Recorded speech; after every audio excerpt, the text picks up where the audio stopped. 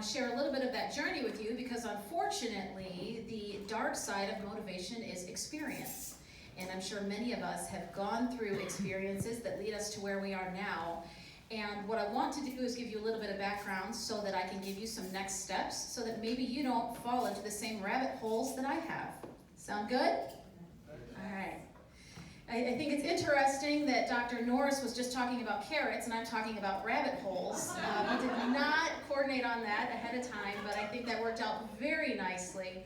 And I want to share a little bit of my experience as a student because that is part of a rabbit hole that I was in many, many years ago. I wish I could say that out of the gate when I graduated high school, I wanted to help people communicate effectively. Unfortunately, no, I wasn't thinking in that mindset. I was thinking about surviving and getting through on my own. And when I graduated high school, I went to university. I studied musical theater and I minored in vocal performance. Now, you might be thinking, all right, that's why she's able to talk in front of people, which I could as a character. When I had to speak as myself, I was mortified. I couldn't even sing karaoke. And I had to develop my own character, my personal character, and I didn't know that at the time. I'd actually gone to a musical conservatory downtown Chicago. I auditioned every year to be part of this program. The 4th year of this program, we had mock auditions, and the instructor was looking at me. I had just finished singing, and he snarled at me. He said, "Make me want to watch you." Yeah, and some of my classmates responded the same way. So I did what many of us do. I swallowed that lump in my throat, and I quietly shrank back into the back of the room, and I ran. I jumped down a rabbit hole. I left the program, I left the university, I switched majors, I changed the whole course, the whole trajectory of my profession because what one person said. And as I go into my presentation, you'll hear a little bit more. It was because I was extrinsically driven. All right, my motivators were not within myself. I was seeking guidance from other people. Now I say this because maybe you're in this boat or maybe some of your prospective students are. And I want you to be able to recognize some of these signs so that you can navigate through them going forward. That was my introduction. Now we'll go into an overview and then we will lead into action steps that you can take. All right? First, we're going to cover 3 areas over the next few minutes here. We're going to identify our fears. Fear, the 4-letter F word that many of us try to avoid, yet it's clear and present right in front of us. Then we will talk about decision-making motivators, followed by next steps that you can take. If you do not have a pen and paper in front of you, I do recommend that you take a moment because I am going to ask you to take some notes and write down some trigger words for you so that you can jog your memory. What is a rabbit hole anyway? This is where we can have some interaction here. When you think of a rabbit hole, what do you think of? Alice in Wonderland. You walked right into it. Yes, absolutely. All right, what else? When you think of Alice in Wonderland, what do you think of? Confusion. She shrunk. Confusion. She shrunk, right. Alice, the character of Alice is a small child. She's about 7 years old. She's confused. She's curious. She doesn't know who she is, okay? And when the story starts out, her sister's reading her a book, right?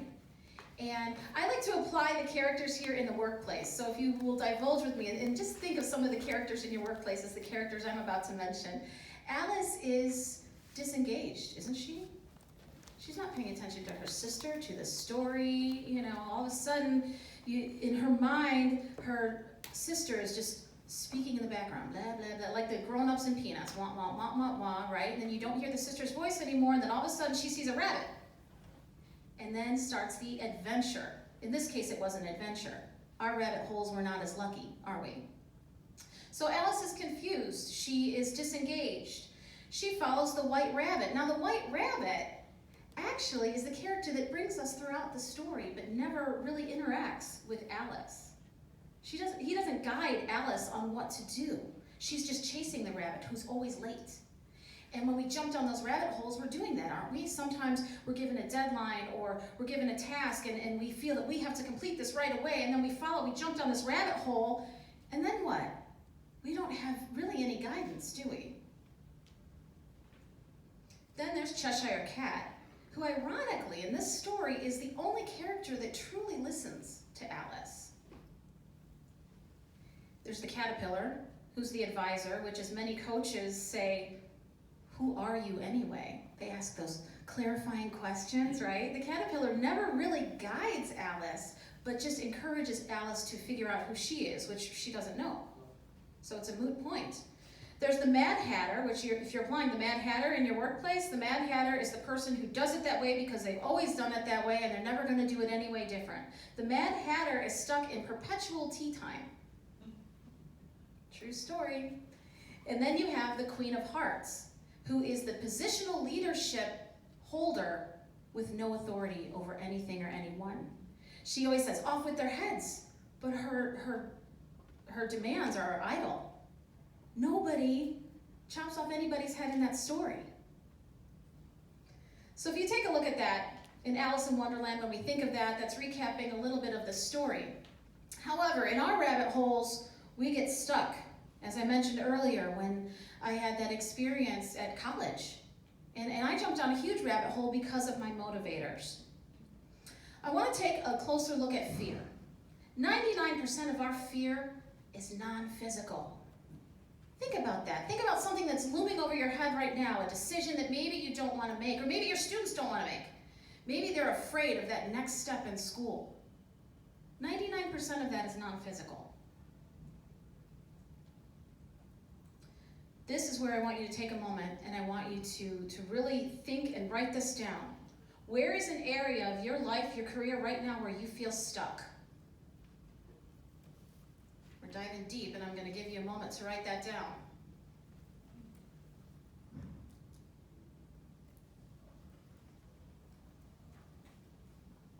If you're having a hard time identifying this for yourself, think of your students. Where do your students or potential students feel stuck?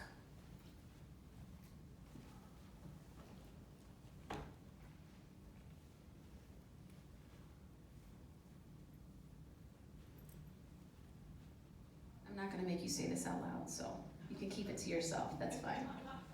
If that helps to motivate you to write it down.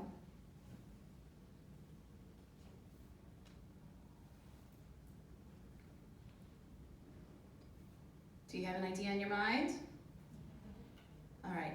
This is a very important part of moving forward because this is where we chart the course for our GPS system. All right. Many times we don't know how to set goals and then we don't achieve them, do we? Because we don't put a destination. Have you ever gotten into your car and you need to go somewhere and you don't plug the address into GPS? Where does it bring you? Nowhere, right?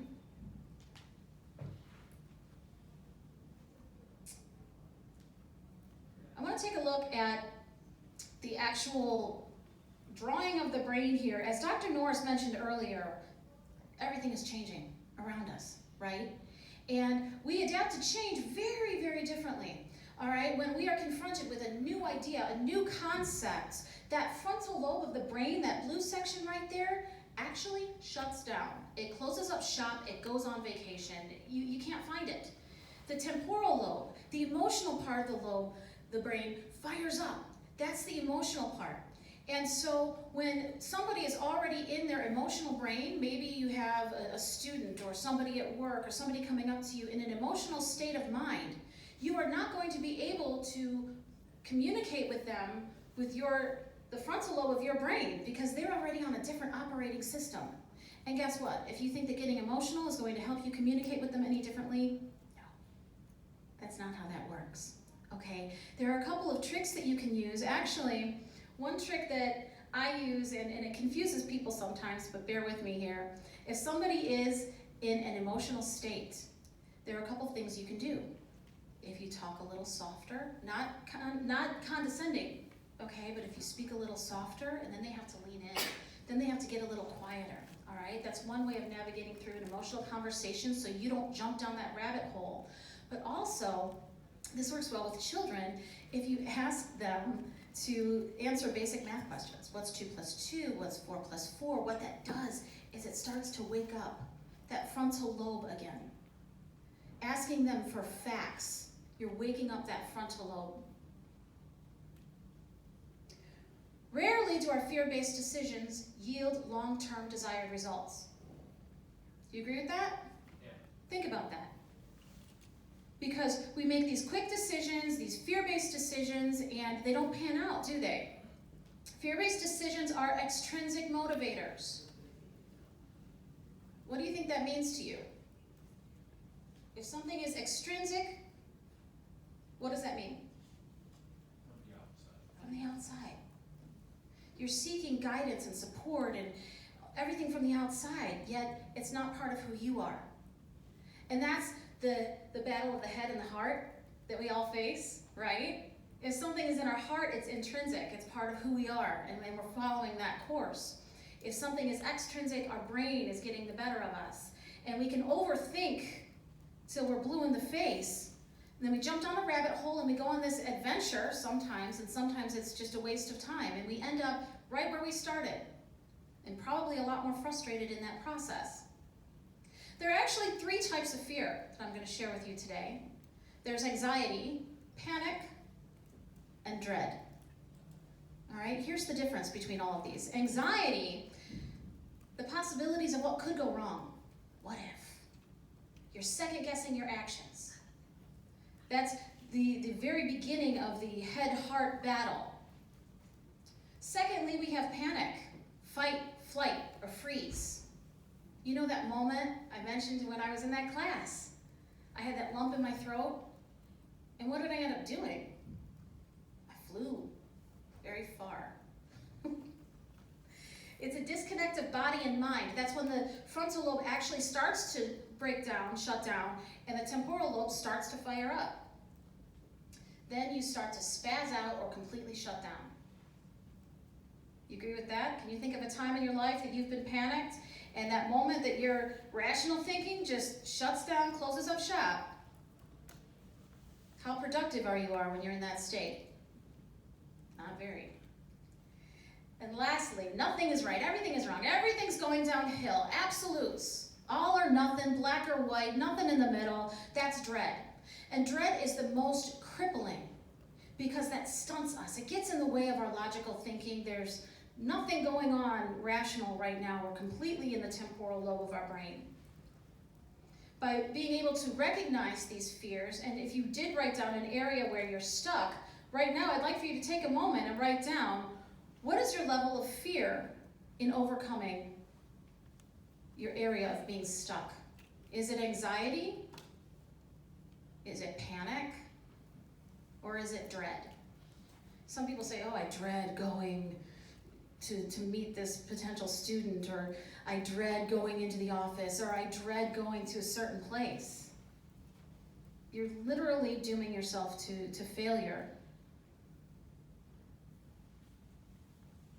It skews your perception as well.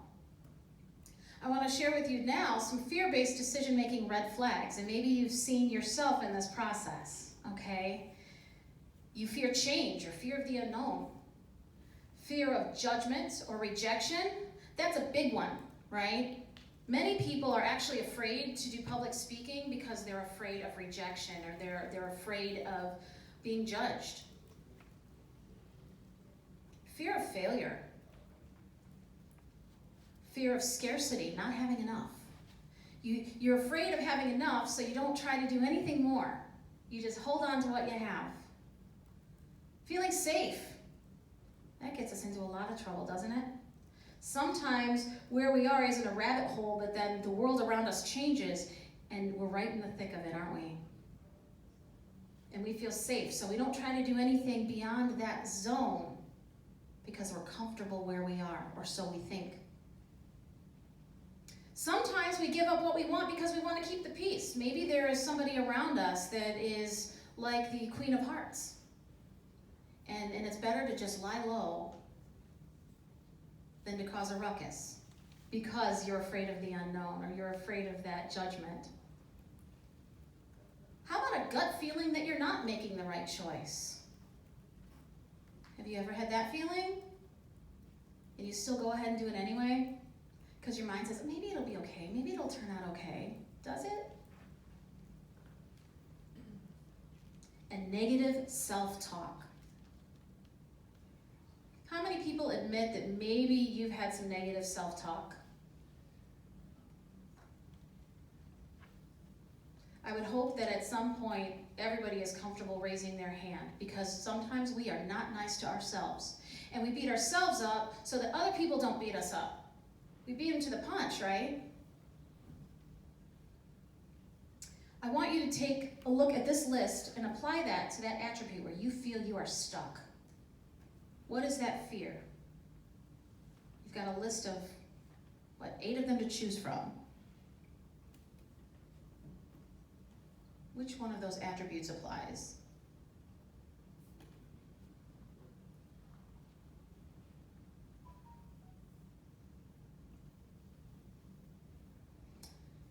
Now, how does fear play into the workplace? Anyone care to answer that question?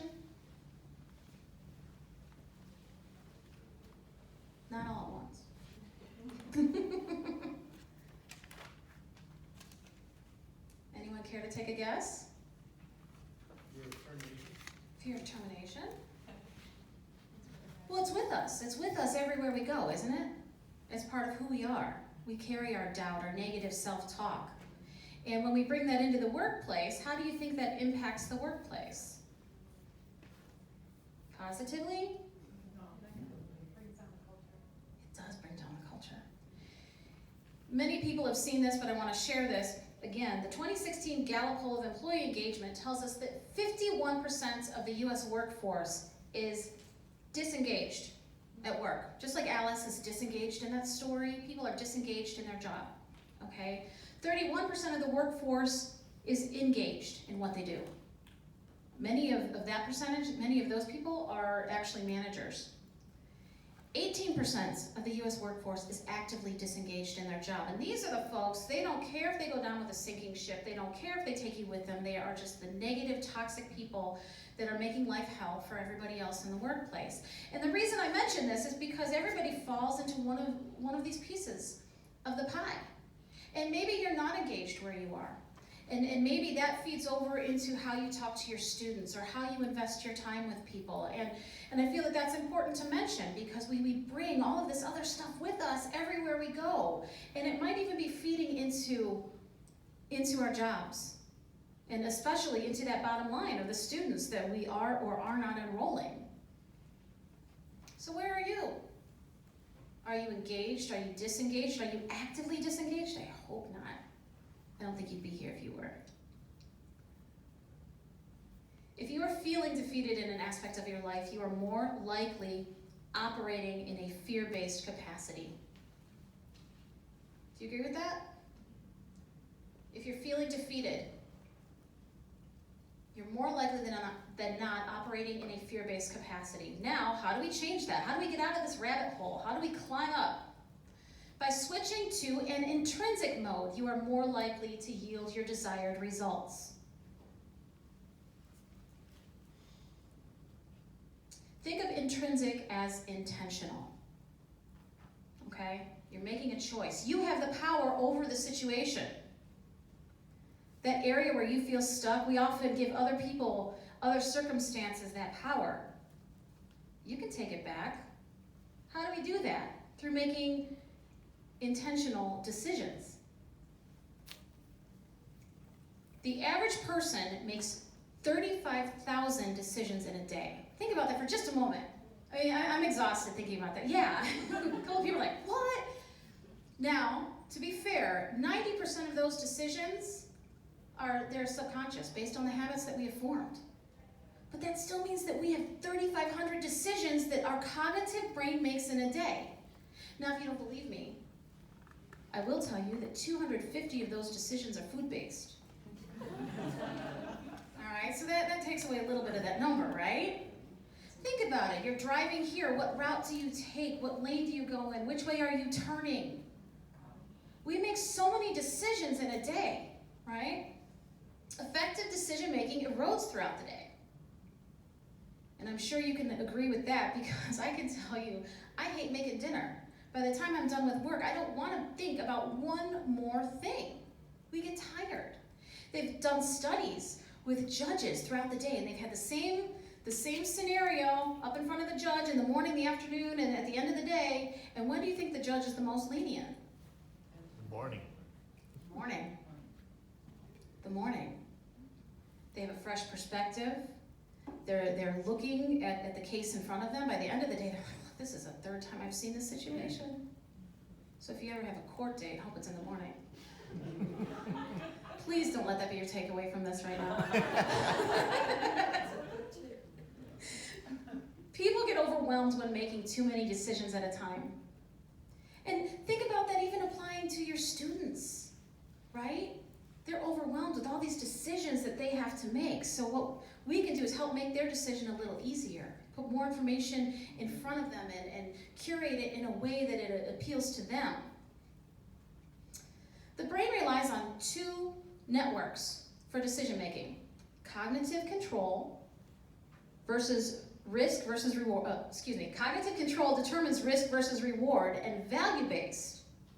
Okay, so you've got risk versus reward, that's all in the rational part of the brain, right?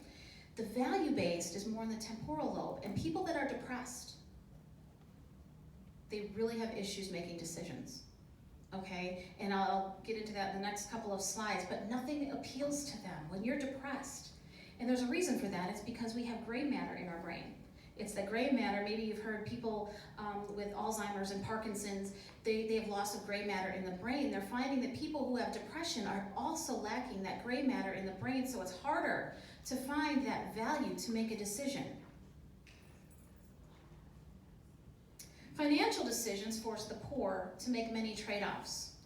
And I don't even think it's necessarily financial decisions. It can be health decisions. Maybe you're caring for somebody that's elderly or sick. If you're making all these decisions before you even leave for work and making these phone calls, or you have a flat tire, anything, you name it, anything that happens outside of the workplace, and you have to make these quick decisions, by the time you get into the office, you're exhausted, aren't you? You've already made your decision quota for the day. But they don't understand that, do they? We are forced to make trade-offs. And especially if you're looking at students, maybe that they're in a financial crisis, this is one more decision that they have to make enrolling in your school. So by being aware of that, maybe you can approach that a little bit differently. Each purchase requires a trade-off. Okay, well, I can pay for gas, but can I afford groceries? Sometimes education isn't even in the mix. Decision fatigue leads to decision avoidance. Some people just don't even want to think about it, like I mentioned earlier, right? It impairs your self-regulation, it increases your debt, your weight, and it also causes lack of exercise because you don't feel like doing one more thing. As I mentioned earlier, a person with depression can have a hard time making the simplest decision. I mean, even going out to lunch, it can really cripple people sometimes.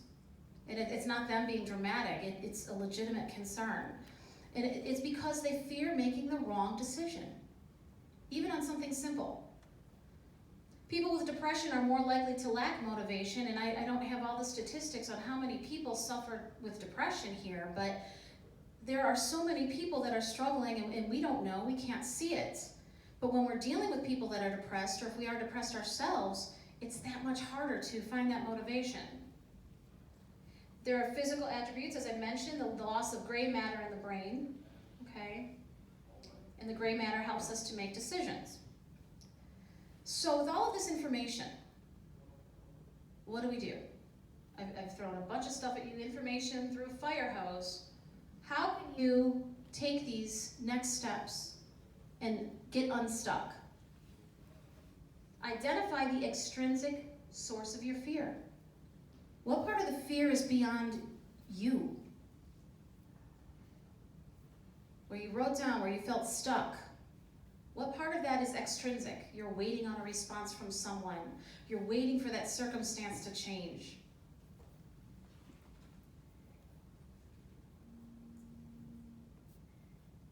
Again, categorize that fear.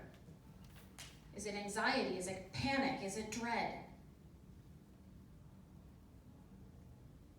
At least if it's anxiety, you know your rational brain hasn't completely shut down yet. It's the easiest to work with. Identify an intrinsic motivator to overcome your obstacle. What is that part that's placed in your heart? Maybe you are in a position where you've made a commitment and you don't really want to go. I don't want to say you don't want to go to work, because I know this is work related. But you don't want to go into the office, or you don't want to face somebody, right? Because you just know there's going to be a battle. And that extrinsic motivator is that person that you're giving power to, or that circumstance that you're giving power to. What is the part of yourself? I'm going to go into the office because I know I'm good at what I do. And what this person says, I know I'm going to come across some apprehension, but I'm going to go with it anyway because it's in my heart. I'm here to help people. I'm here to do what I do. That's intrinsic. It probably looks different for each person. But what is that part within your heart, intrinsically, that you want to follow?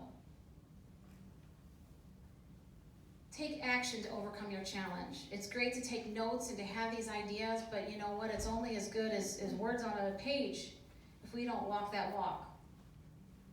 And be aware that other people's brains might be fatigued. We don't know what everyone else is going through, and unless we have a deep conversation, we can't make those assumptions. Okay? But it's so important that you be you. That's all you've got at the end of the day, right? They'll catch up, maybe. And if they don't, that's okay too. All right, so today you choose what? What's your choice today? Out of the 3,500 choices that your cognitive brain is going to make today, I hope you choose to have a great day. Thank you, everybody.